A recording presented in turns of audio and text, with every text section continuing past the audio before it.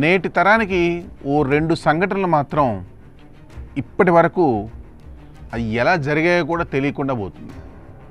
ఆ 2 సంఘటనలు విమానాలకు సంబంధించినవి. దాదాపు 10 ఏళ్ల క్రితం మలేషియన్ ఎయిర్లైన్స్ ఎటు వెళ్ళిందో కూడా ఇంతవరకు తెలియదు. ఇప్పుడు తాజాగా ఒక నెల క్రితం ఎయిర్ ఇండియా ఫ్లైట్ క్రాష్ అయింది. అసలు ఎందుకు క్రాష్ జరిగింది అనేది కూడా తెలియట్లేదు. ఇప్పటికే 30 రోజులు గడిచిపోయాయి. అవును, ఎయిర్ ఇండియా విమాన ప్రమాదం జరిగి 43,200 నిమిషాలు గడిచిపోయాయి. 275 మందిని బలి తీసుకున్న ఘోర విషాద ఘటన ఇది. ఇంతకీ ఈ ప్రమాదం ఎలా జరిగిందో ఇప్పటి వరకు పూర్తిగా క్లారిటీ అయితే లేదు.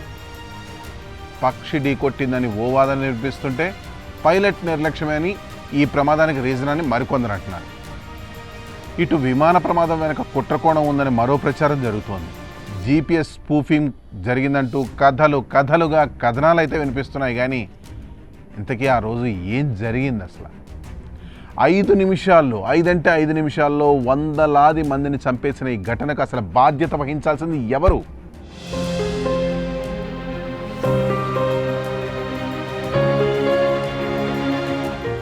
జూన్ 12 సరిగ్గా నెల రోజుల క్రితం అహ్మదాబాద్ నుంచి మధ్యాహ్నం 1:38 బోయింగ్ 787 డ్రీమ్ లైనర్ విమానం రన్వే 23 నుంచి బయలుదేరింది.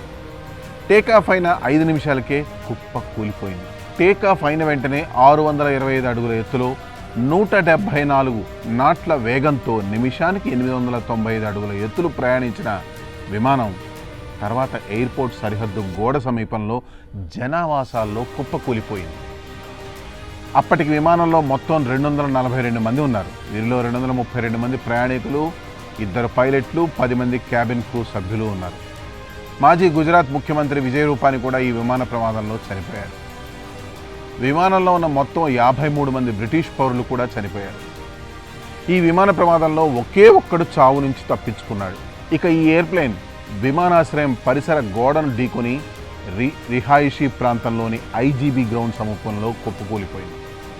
ఘటనా స్థలం నుంచి దట్టమైన పొగలు ఆకాశంలో కనిపించాయి. అణు బీభత్సం ఎలా ఉంటుందో విమానం కూలే సమయంలో కూడా అంతే ప్రమాద స్థాయి కనిపించింది.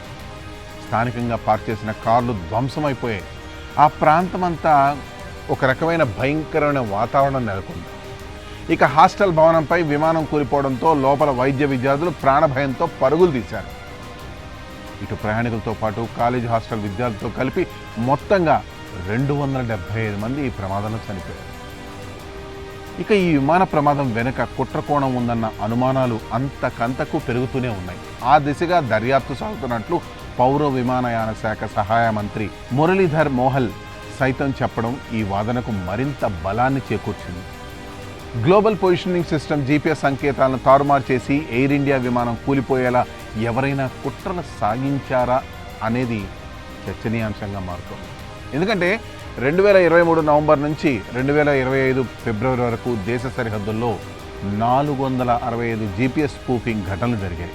అమృత్సర్, జమ్మూ ప్రాంతాల్లో ఈ ఘటనలు ఎక్కువగా జరిగాయి. గత నెలలో ఢిల్లీ నుంచి జమ్మూకు బయలుదేరిన ఎయిర్ విమానం కొద్దిసేపటికి తిరిగి వచ్చింది. జీపీఎస్ సంకేతాల్లో ఏదో తారుమారు జరుగుతున్నట్లు అనుమానాలు రావడంతో ముందు జాగ్రత్త చర్యగా విమానాన్ని వెంటనే వెనక్కి మళ్లించారు. ఇటు భారత వైమానిక దళానికి చెందిన C-130J విమానం ఏప్రిల్లో మయన్మార్ గగనతలంపై ప్రయాణిస్తుండగా జీపీఎస్ స్పూఫింగ్ జరిగింది. దీంతో వెంటనే అప్రమత్తమైన పైలట్ ప్లేన్ను సురక్షితంగా ల్యాండ్ అయితే చేశారు. మరోవైపు జీపీఎస్ సిగ్నల్లోకి అపరిచితులు, విద్రోహులు చొరబడుతున్న ఘటనలు ప్రపంచవ్యాప్తంగా పెరుగుతున్నాయి. ఇది చాలా పెద్ద ఆందోళనకరమైన విషయం. స్పూఫింగ్ లేదా జామింగ్ అనేది పెను విపత్తుగా మారబోతోంది. ఇంటర్నేషనల్ ఎయిర్ ట్రాన్స్పోర్ట్ అసోసియేషన్ గణాంకాల ప్రకారం ప్రపంచవ్యాప్తంగా 2023-2024 మధ్య జీపీఎస్లో ఇంటర్ఫరెన్స్ రేటు 175%. జీపీఎస్ స్పూఫింగ్ ఘటనలు 500% పెరిగాయి. స్పూఫింగ్ లేదా జామింగ్ చేస్తే విమానం కాక్పిట్లోని పైలట్కు తప్పుడు మార్గం, తప్పుడు గమ్యస్థానం కనిపిస్తాయి.